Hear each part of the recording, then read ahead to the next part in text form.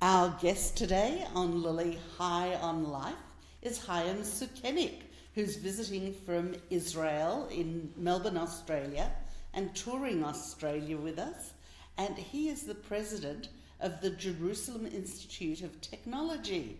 Chaim, welcome to Melbourne and welcome to Lily High on Life. Thank you very much, Lily. It's a pleasure to be here. The community has been wonderful, and I appreciate your hospitality as well. Thank you.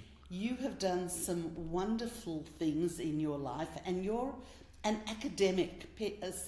That category of person is always so interesting to me because your mind definitely works in different ways, but you've gone from working in academia to actually academic administration, and the Jerusalem Institute of Technology is very unique. So maybe you could start off by telling us a little bit about the college and also your what makes it different. Yeah, well, it is interesting.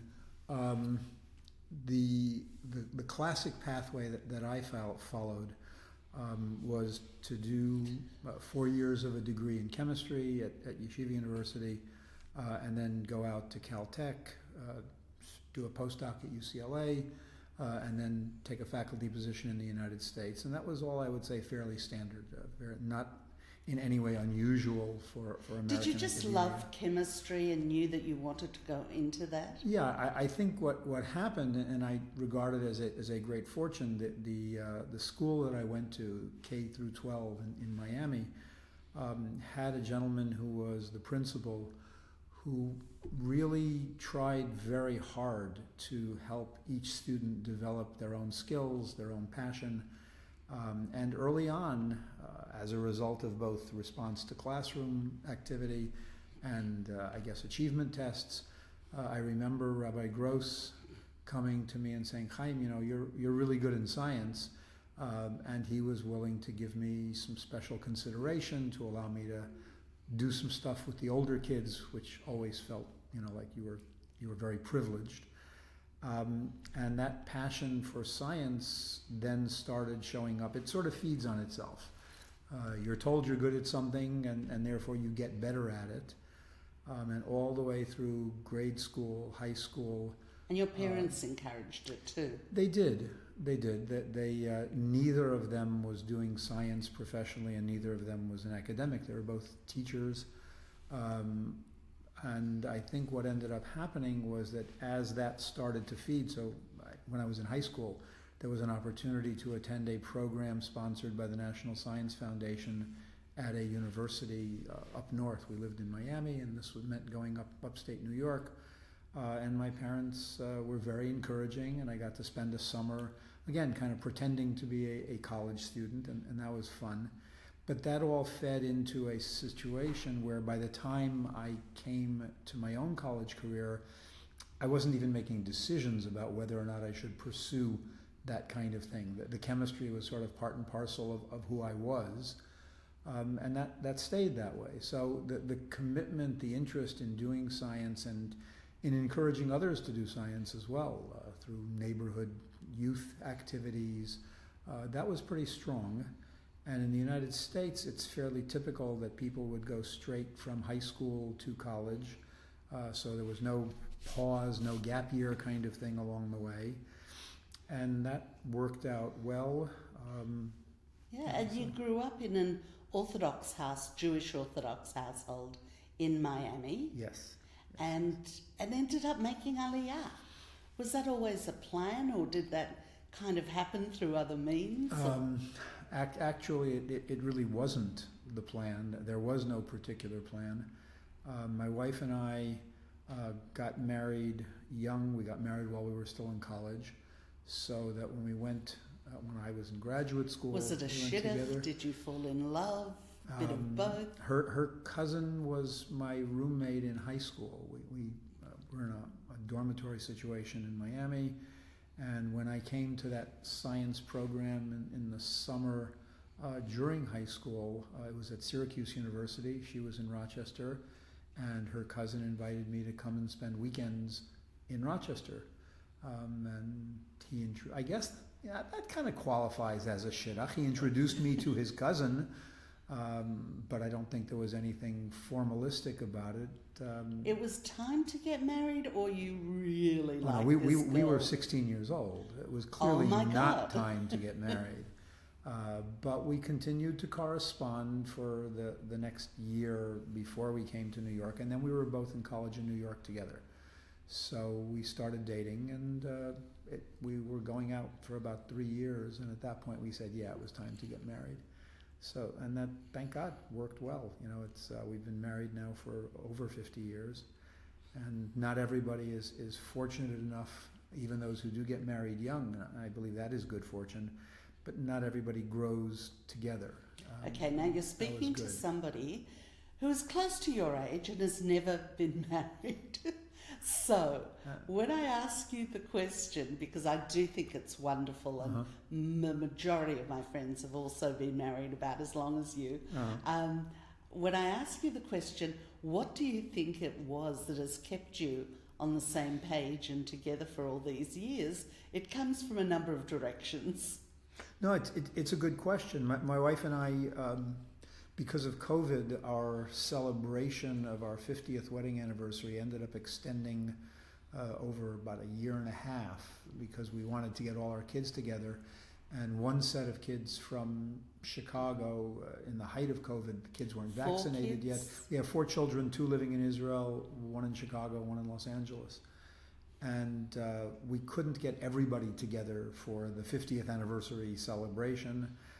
So one family, our daughter from LA and her family, came in the first summer, sort of on the real time of the event. And then we were able to bring the second family in a year later after everybody's vaccinated. So it was nice. It gave us an opportunity to get people together. But coming back to your question, the issue of what are the ingredients that enable a marriage to work, and thank God, I believe our marriage has worked very well. It's a little hard to pin down. I think we both not only have a lot of respect for each other, and that's a funny word to use in an emotional relationship, but I think that's a large piece of it. The notion that your spouse is someone that you respect, that you look up to, and a kind of shared set of goals, shared set of aspirations. I think that we both wanted to have a family that would reflect that, and have worked hard to do our best to make that happen. We share pride in a lot of those things. We're both tremendously proud of our kids. They're each different.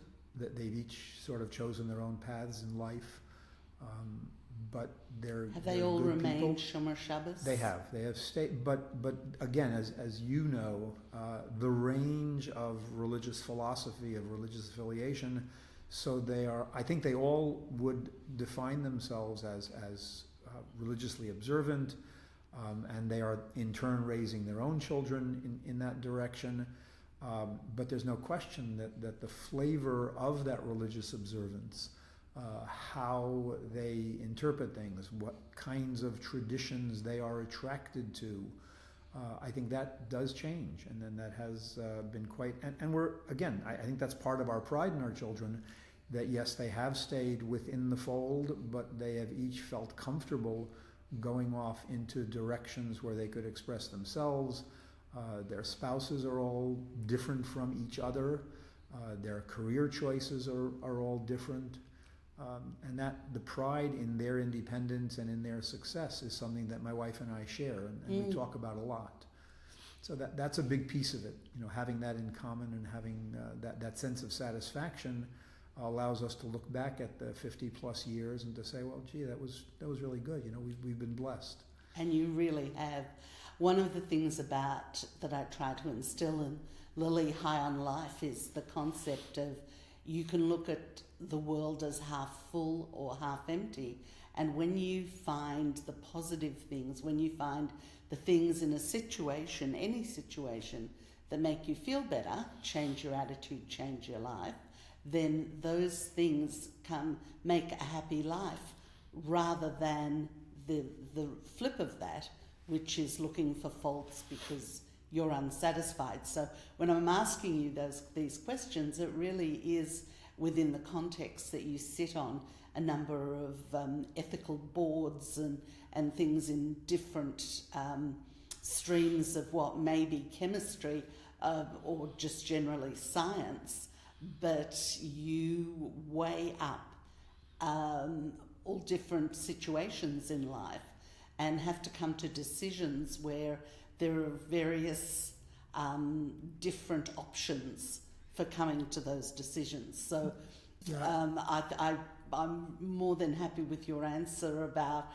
the longevity of your marriage. Because I think there's one more component there that if I were sharing with others, I would say that the flexibility and the willingness to change direction, I think, to me, is a hallmark of anything being successful.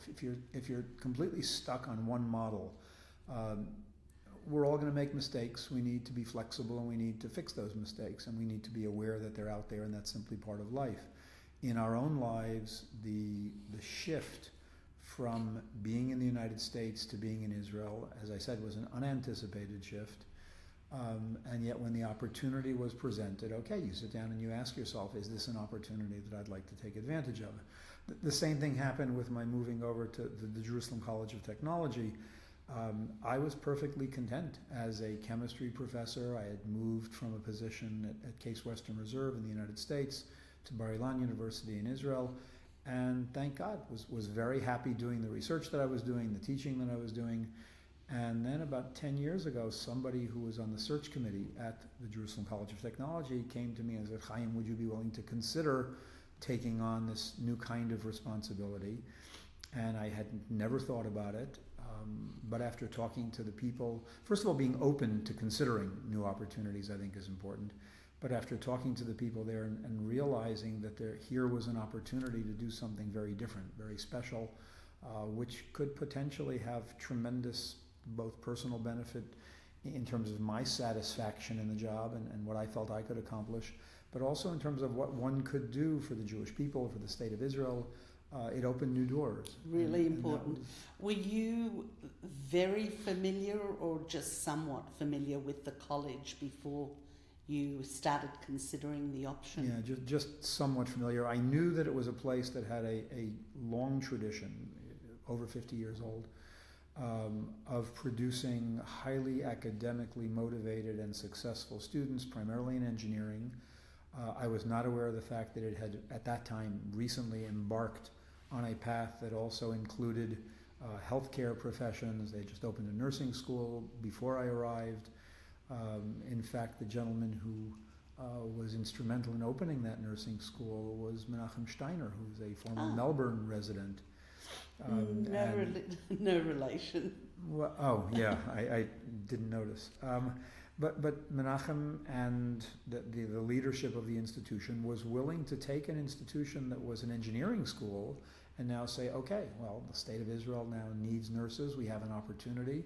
And as long as we do the training at the same high level that we've always insisted on in our engineering programs, let's go for it. So I give them a tremendous amount of credit. But what I saw, the package that was presented to me, was this school that on one hand was committed to excellence, was committed to high-level Torah learning, which to me was very important, and was looking for new opportunities. And those opportunities had already started to play out in the way of enhancing women's education. It's a religious school, in fact, with separate campuses, with separate men's and women's programs. Am I correct when I say it's the only religious institute of higher learning that is also religious or religiously based? I would say there are a couple of institutions. There are 4 institutions that can legitimately lay claim to some blend of Jewish religious perspective and academics. Yeshiva University is probably the venerable, starter of it all. Bar Ilan University in Israel and the Torah University system now in primarily in the United States, but internationally. All 3 of those institutions have their own take on what it means to blend a Jewish religious perspective with academia. And what does that actually mean at your right? institution? So for us, it means that we do expect our students to be involved, all of our students, to be involved in some kind of Torah study. We expect not just an abstract respect, but an engagement in religious Jewish lifestyle. It means that our population is more religiously oriented and more religiously homogeneous. There's a lot of heterogeneity in it, but it's more homogeneous, say, than what I saw at Bar Ilan. At Bar Ilan, they're much broader in their intake. I would say the percentage of religious students at Bar Ilan is probably less than a quarter of the student body. But on the other hand, that's very much a part of their tradition of how they see themselves. So I think each of these four institutions has taken it in a slightly different direction. We've probably stayed closest to a model where the entire institution is committed to both the religious and the academic side. So would part of that be some of the mandatory classes are in Torah learning and must be passed? Yes, absolutely. Our students have an obligation to do Torah study as part of their time in school. And that self-selects the kind of student that we get. So we have almost 5,000 students now, and virtually all of them are party and share that commitment. That's both for undergraduate and for graduate programs. So what did the job description look like when you came into it?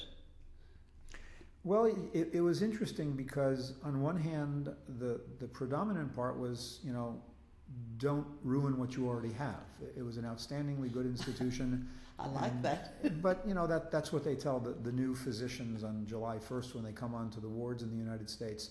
The first thing is don't do mess no up. harm. Yeah, do no harm, exactly. But there were opportunities. And in Israel in particular, the job description said, okay, now you have an opportunity to both develop high-level women's education in the religious world, both for the national religious community and for the Haredi women, and that was one challenge. The other challenge, though, which many people are aware of today, is that a point of contention between the ultra-Orthodox population in Israel and the broader Israeli society is what is the place of higher education. And the Council of Higher Education had already set as a goal to try to create a circumstance which would enable the Haredi community to gain higher education and thereby enable themselves to go into high-level employment.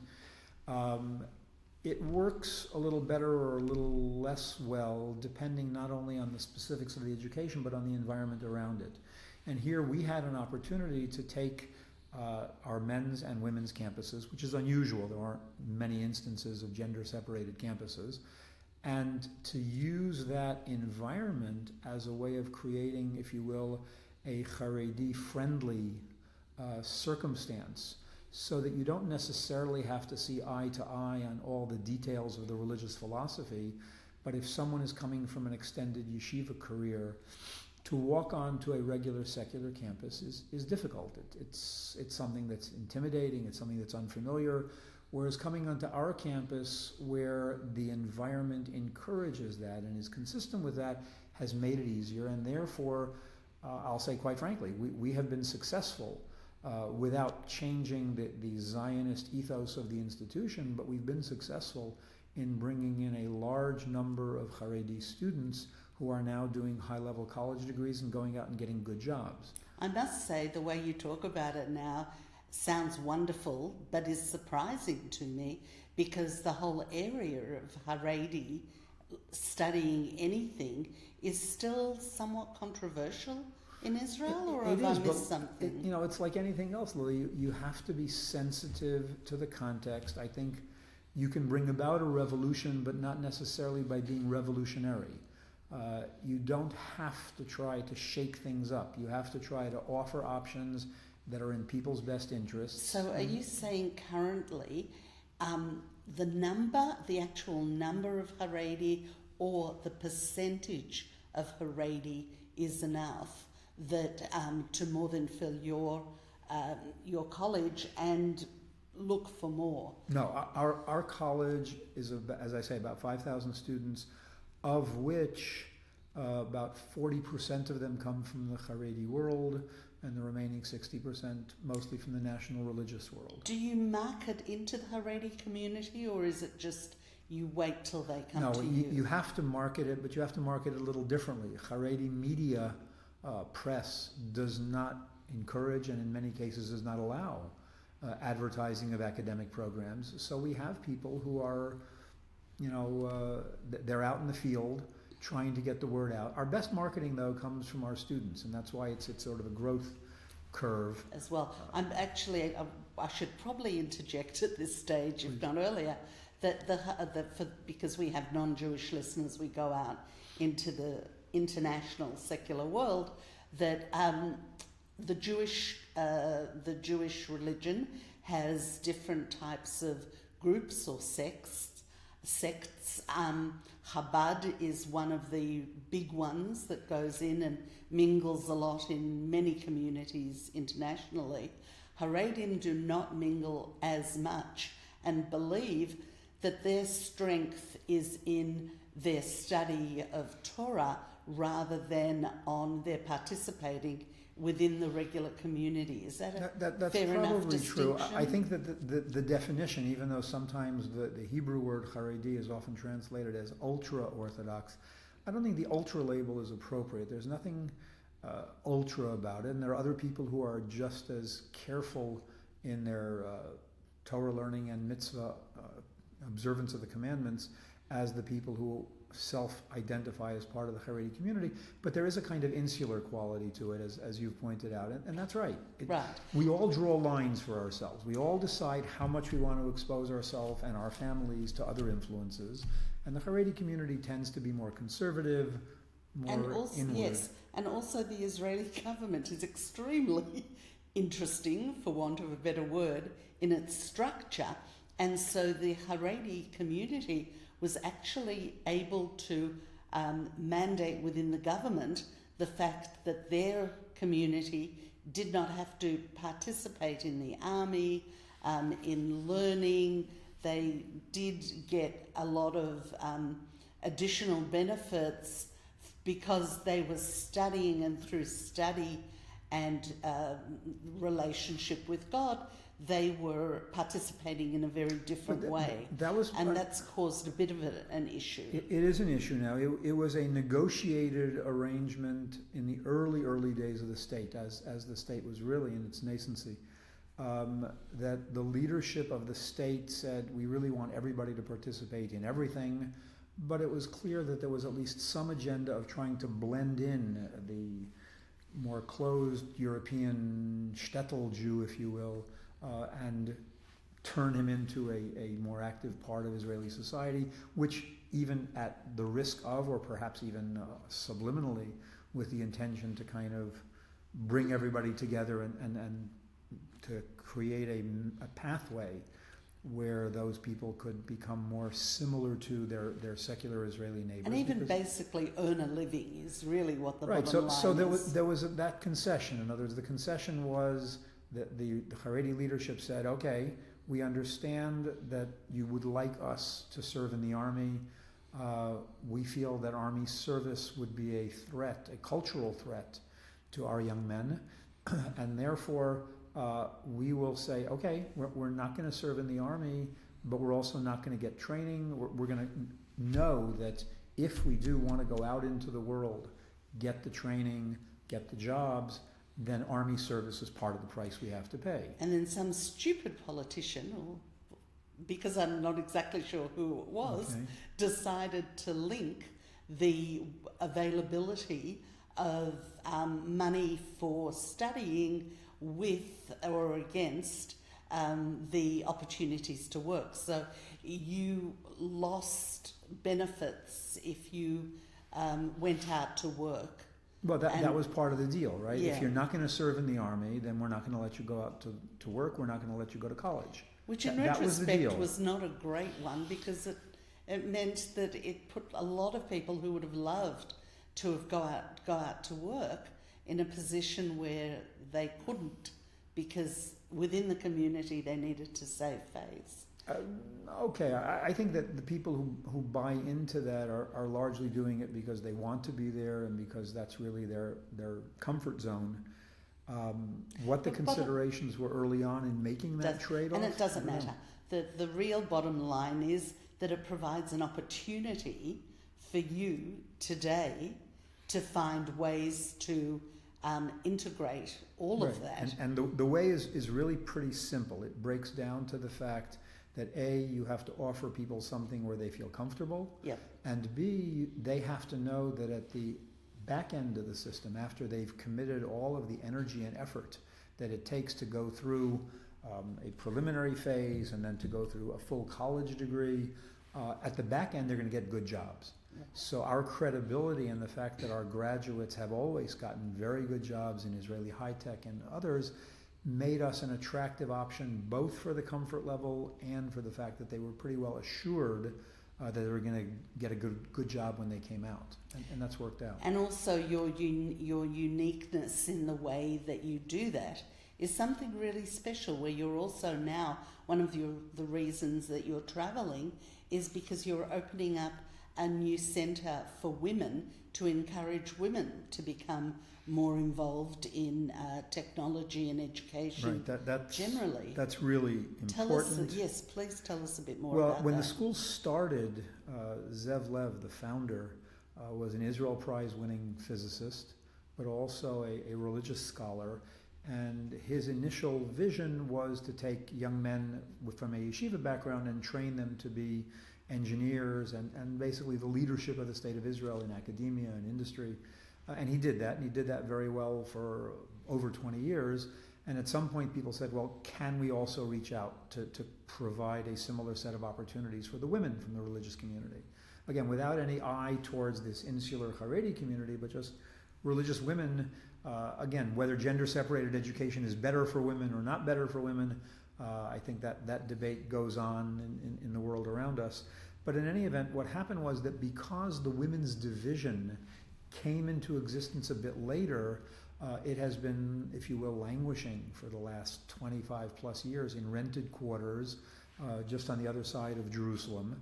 And the government 10 years ago or so gave us a piece of land, and we've gone through the process. Which is a big deal. Jerusalem ain't that big. That's right. And the land is certainly a valuable, it was given as a symbolic purchase, for a few thousand shekel. And we've just finished all of the permits and planning so that the actual digging of this new state-of-the-art campus for the women, which will be alongside the men's campus, but will still maintain the gender-separated nature and environment, that's just getting underway. So next month we start digging. The project is, quite frankly, a little intimidating. It's about a $120 million project. But we're fortunate we have good friends that have already gotten us about 2/3 of the way there.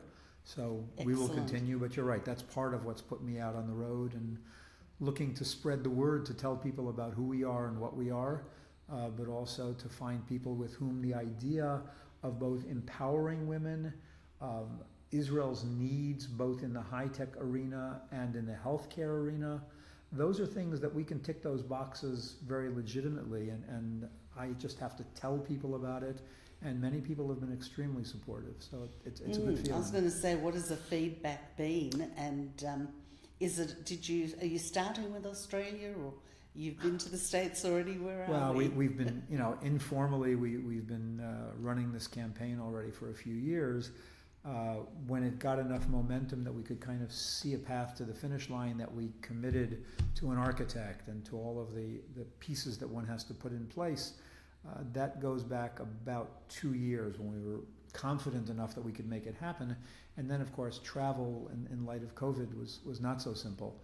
So now I'm back in a mode of traveling. We also have a wonderful staff that does as specialists institutional development, and they are active in Israel and North America, and Australia is far enough away that most of the communication with potential Australian donors, a lot of it happens when they come to Israel themselves. Which we do a lot. Yes, that's... First generation after the Holocaust is still very connected to Israel. There's no question that people still have to appreciate how special it is that we have Israel, that we have a state that's thriving. And as you say, that it's not just, but it certainly includes people that after the Holocaust recognize the price that we paid and recognize how wonderful it is that we can get together. I remember my mom describing to me sitting and listening to the radio with the vote for partition in the UN. I mean, there was an excitement even when she told us about it decades later. So yeah, those of us who were born into that and those of us that are living in the state of Israel have to appreciate that is special, and the fact that people from Australia are willing to go that entire distance to come and visit and to put down roots. I know many of the children from this community have relocated to Israel. And Yes. That's part of the incentive for the parents then coming to visit. But that's great. It's a national experience, and that's what Israel is supposed to be. Yes. It's supposed to be the focus of the Jewish people's national existence and to provide opportunities both for the Jews to strengthen themselves, but also to provide a model, or lagoyim, to be a light onto the nations. Absolutely. And whether it's economically or academically or morally, those are things that we're expected to do. And it's such a unique place from so many different perspectives, including religion, but also in the way the economy is structured with high tech and just what people are able to do. Just briefly, the women are participating in the college now, but this new building will allow more women, or would just organise it better? No, it will hopefully allow us. We now have about 2,000 women. The college is about half men, half women, but the capacity of the new campus will take it up to more than another 50% increase in that. And when you build facilities that are yours and that are Yes. long-term, that's different than taking rented space and just kind of adapting it to your short-term needs. I mean, things like a child care center. The women who come to us, many of them are married, many are with children. Of course. The ability to create an environment where they can bring their babies, the nursing mothers can come, and in the same facility have access to the babies over the course of the day so that they can continue with their studies, but be comfortable that their children are well cared for. That's something that you need a customized facility. You need a big enough space. You need to be able to plan it and to execute it in a way that'll work. And this is what you've now done. Well, that's what we're hopefully going to be doing, but you'll have to come and see it. I would guess 4 years. It's going to take us about 4 years to build the entire project. Look forward to it. Yeah. Has your actual job and job description changed much, or was raising money always part of it? That's always a little bit of an awkward question when people are interviewed for a job like the president of a college, where the agenda of the search committee is to put the emphasis on being a public spokesman for the school and being able to chart the academic course of the school and to select new areas of emphasis, and that's certainly still a big piece of it. I was probably a little bit taken aback by the percentage of my time that is committed to fundraising. But if you believe in what you're doing, having to go to people and say, listen, I think this is a really worthwhile project and I'd like you to get involved, I think that it hasn't been all that difficult. I won't say that I do it as well. You need to believe in what you're doing. Absolutely. You obviously do, but you seem to be very much involved in some absolutely fascinating projects to do with the technology itself. Everything from space travel to nanotechnology stuff to food, non-food food. You were talking about an ethics committee that you sit on in terms of meatless meat. Well, again, when you're in a technology environment, you're open to change. You try to encourage your students to think creatively. We have a big push in entrepreneurship. And even for the students who themselves don't feel that they have what it takes to go and start a company, we encourage them. Think creatively, take that initiative. And because it's done in a religious context, many of the innovations are then considered through the lens of the religious experience.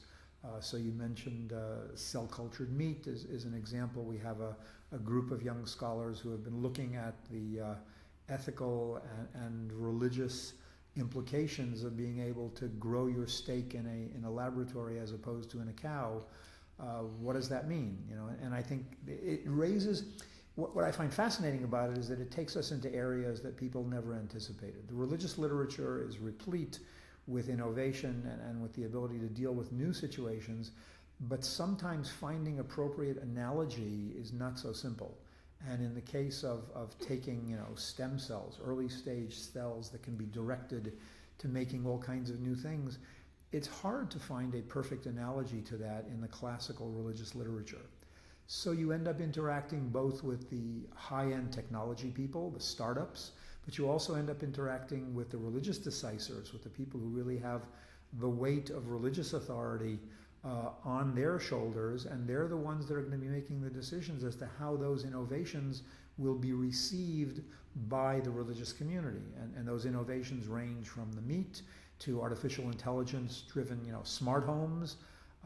All of those things introduce in terms to do for Shabbat. Yeah, for Shabbat and even decision making. To what extent is a decision made by an artificial intelligence computer? Does it have the same status as a person-made decision? Those are philosophically important questions, and they have religious ramifications as well. So those kinds of things I find intriguing, and the privilege of working with people who are at the cutting edge, both on the technology side and on the religious study side, I just love it. I think it sounds amazing. When I lived in LA, I had a little bit to do with startups and innovation, and the people themselves were amazing to work with because you have to have passion and creativity and rocks in your head to start many of these projects. Yeah. But so can you name one or two of the really ones that excite you at the college at the moment? You're saying of the startups that are coming out of now, the, or the projects? No, just projects that are Right. that are already ongoing Well, I at think the university. This Torah Technology Research Center is a biggie. The entrepreneurship activity in general, which has already spawned since JCT came along, we've already got over 100 companies that have been spun out of the school, including one that has a strong Australian connection. Some of our graduates were involved in starting a company called NDS, which was bought out by Rupert Murdoch and has since gone through a number of other phases. But that gives us a little bit of Australian legitimacy. Tell us a little bit about Well, it. It's again, it was communications technology, security of communications technology.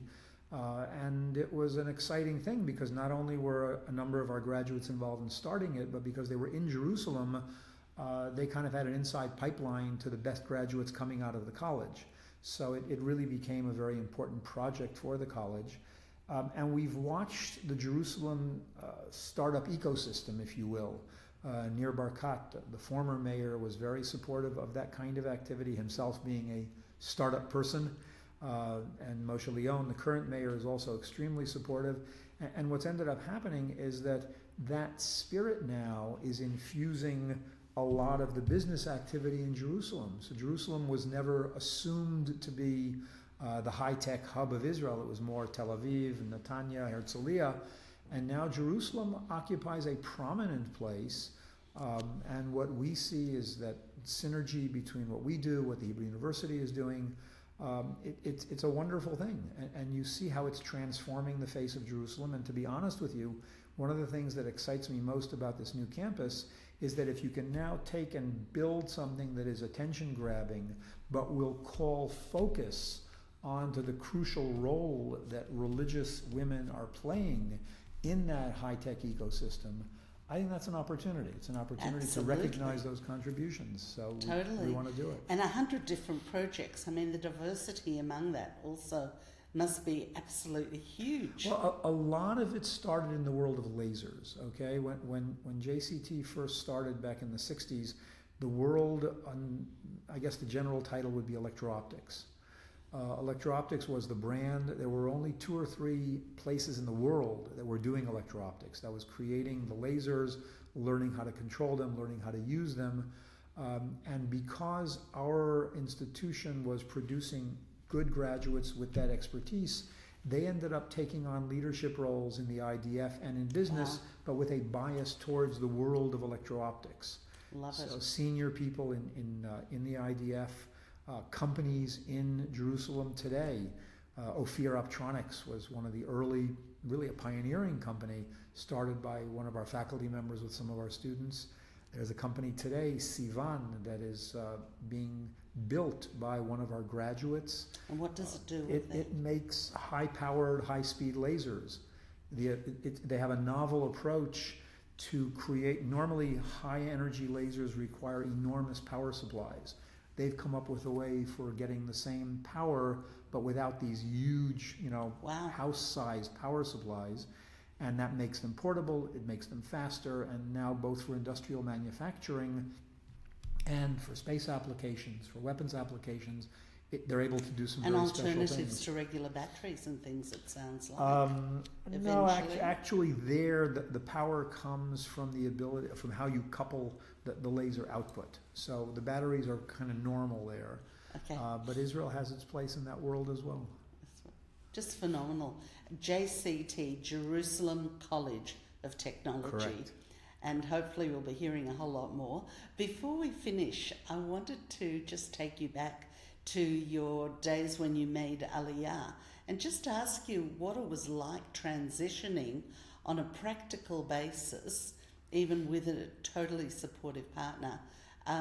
What was that sort of transition and differences that you found most jarring or interesting?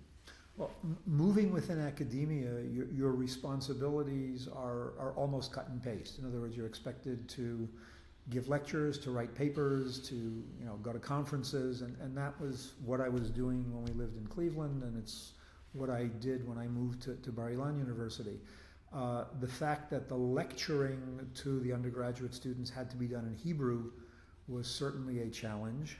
I had learned Hebrew, and had been engaged in it mostly in a religious context my whole life, but to have to now teach chemistry in Hebrew was an unusual challenge. But I think the bigger challenge was clearly for my family. Yes. The professional side, you figure it out. The fact that our children had to make that transition, and some of them were at some sensitive stages socially, and we came with a 7th grader and a 10th grader and a recent high school graduate and a almost college graduate who stayed on a year before she finished college. So they were all at different points in their own lives.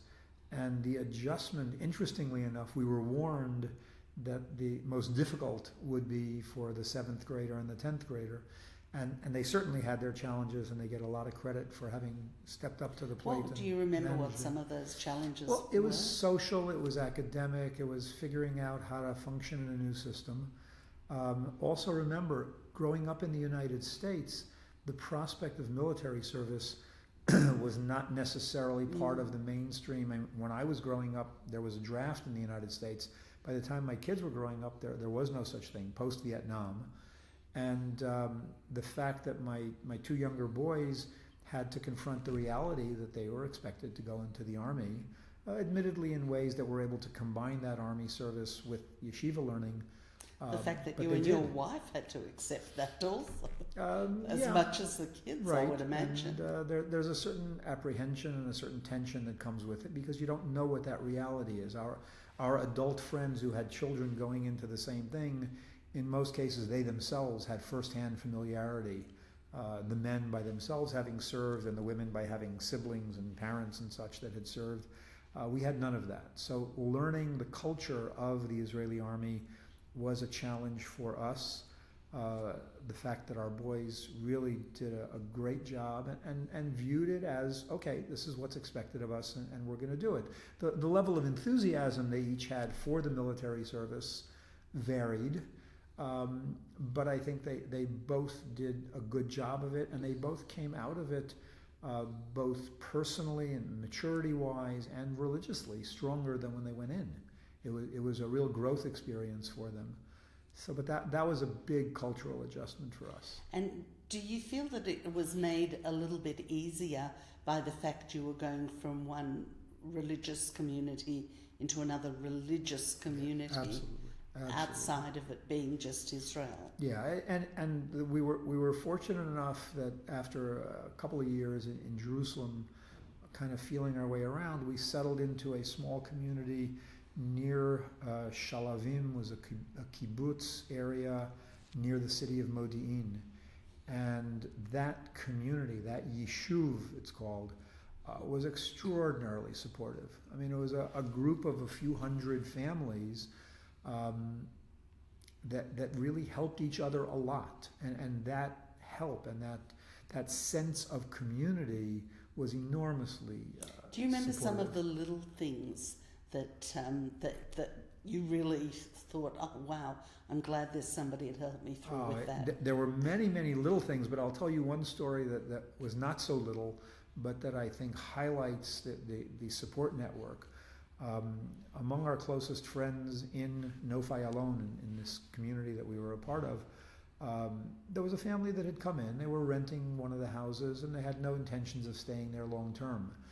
And then, sadly enough, there was a tragedy where two of the young men from the community were driving to work, and they were killed in a traffic accident. Gosh. Leaving behind, in each case, a widow with either in one case 2, in one case 3 children. And watching how the community rallied around them was what convinced friends of ours that this is the place we want to stay. Right. It was an eye-opener in terms of how the outpouring of love, the outpouring of emotional support was absolutely magnificent. So it's partly the religious aspect of it, but it's partly the social structure that comes with a yishuv, with a group of, as I say, a few hundred families. With some amount of diversity, but the fact that they share a desire to help each other and to create that community really goes a long way. Right.